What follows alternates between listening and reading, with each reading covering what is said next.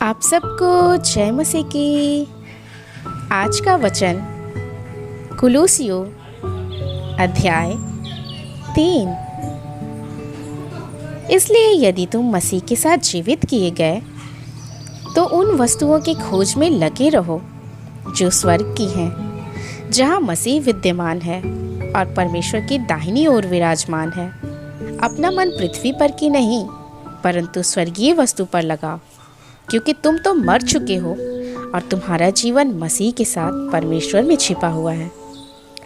जब मसीह, जो हमारा जीवन है, प्रकट होगा तब तुम भी उसके साथ महिमा में प्रकट किए जाओगे। इसलिए अपनी पार्थिव देह के अंगों के मृतक समझो, अर्थात व्यभिचार, अशुद्धता, वासना, बुरी लालसा और लोभ, जो मूर्ति पूजा है। इन्हीं के कारण परमेश्वर का प्रकोप आएगा। और जब तुम इन बुराई से जीवन व्यतीत करते थे तो तुम इन्हीं के अनुसार चलते थे, परंतु अब तुम भी इन सब को अर्थात क्रोध, रोष, वैर भाव, निंदा और मुंह से गालियां बकना छोड़ दो। एक दूसरे से झूठ मत बोलो, क्योंकि तुमने अपने पुराने मनुष्यत्व को उसके बुरे कार्यों सहित त्याग दिया है और नए मनुष्यत्व को पहन लिया है, जो अपने सृष्टिकर्ता के स्वरूप के अनुसार सत्य ज्ञान प्राप्त करने के लिए नया बनता जाता है। इसमें यूनानी और यहूदी, खतना और खतना रहित, बर्बर, सकूती, पराधीन और स्वाधीन में कोई भेद नहीं, परंतु मसीह सब कुछ और सब में है। अतः परमेश्वर के उन चुने हुओं के सदृश से, जो पवित्र और प्रिय हैं, अपने हृदय में सहानुभूति, करुणा, दीनता, विनम्रता और सहनशीलता धारण करो। यदि किसी को किसी पर दोष देने का कोई कारण हो तो एक दूसरे की सह लो और एक दूसरे के अपराध क्षमा करो।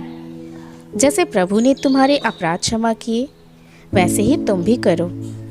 इन सब के ऊपर प्रेम को, जो एकता का सिद्ध बंध है, धारण कर लो। मसीह की शांति तुम्हारे हृदय में राज करे, जिसके लिए वास्तव में तुम एक देह में बुलाए गए और धन्यवादी बने रहो। मसीह के वचन को अपने हृदयों में बहुतायत से बसने दो। समस्त ज्ञान सहित एक दूसरे को शिक्षा और चेतावनी दो। अपने हृदयों में धन्यवाद के साथ परमेश्वर के लिए भजन और स्तुति गान और आत्मिक गीत गाओ। वचन या कार्य से जो कुछ करो, सब प्रभु यीशु के नाम से करो और उसके द्वारा परमेश्वर पिता का धन्यवाद करो।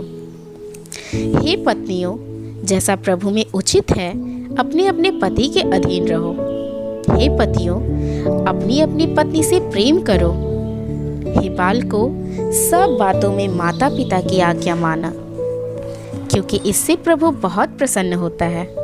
हे पिताओं, अपने बच्चों को क्रोध न दिलाओ, ऐसा न हो कि वे निरुत्साहित हो जाएं। हे दासों, मनुष्यों को प्रसन्न करने वाले के सदृश से केवल दिखावटी रूप से नहीं, वरन प्रभु का भय मानते हुए हृदय की सच्चाई से उसकी सब बातों में आज्ञा मानो, जो पृथ्वी पर तुम्हारे स्वामी हैं। जो कुछ तुम में करते हो, उस कार्य को मनुष्यों का नहीं वरन प्रभु का समझकर तन मन से करो, यह जानते हुए कि तुम प्रभु से प्रतिफल अर्थात मिरास पाओगे। तुम प्रभु मसीह ही की सेवा करते हो, क्योंकि जो बुरा करता है वह अपनी बुराई का प्रतिफल पाएगा और यह पक्षपात रहित होगा।